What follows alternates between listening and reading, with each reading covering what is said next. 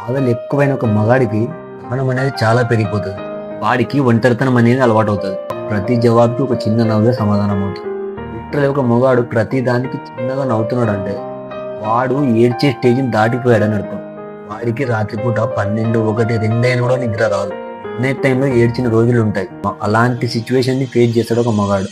But నేను చెప్తున్నా కదా, లైఫ్లో నువ్వు కష్టపడుతున్నావు అంటే ఖచ్చితంగా దేవుడు సంతోషం కూడా రాసి పెట్టి ఉంటాడు, సుఖాలు కూడా రాసి పెట్టి ఉంటాడు. నీ లైఫ్లో నువ్వు అనుకున్నట్టు జరగట్లేదా, నీకు ఏడుపు వస్తుందా, బాధ వస్తుందా, ఏడ్చేయి, బాధ తీర్చుకో. నేను ఎందుకు ఏడ్చేయని చెప్తున్నానంటే, రేపు పొద్దున నువ్వు అనుకున్నది సాధించిన తర్వాత ఆ ఫీలింగ్ ఎలా ఉండాలో నీకు తెలియాలంటే నువ్వు ఇప్పుడు ఏడవాలి. ఎందుకంటే నీకు ఇప్పుడు ఏడ్చే ఫీలింగ్ తెలుసు కాబట్టి రేపు పొద్దున ఆనందం అనేది ఎలా ఉంటుందో నీకు తెలుస్తుంది. నేనేం చెప్తున్నా కదా, నేను కూడా బాగా ఏడ్చిన రోజులు ఉన్నాయి. నా అకౌంట్లో 300, 400 రూపీస్ ఉన్న రోజులు ఉన్నాయి.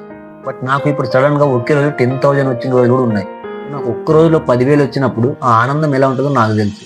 నేను చెప్తున్నా కదా, దేవుడు ప్రతి ఒక్క లైఫ్లో కష్టాలు ఇస్తున్నానంటే దానికి ఆపోజిట్ సుఖాలు కూడా ఇచ్చే ఉంటాడు.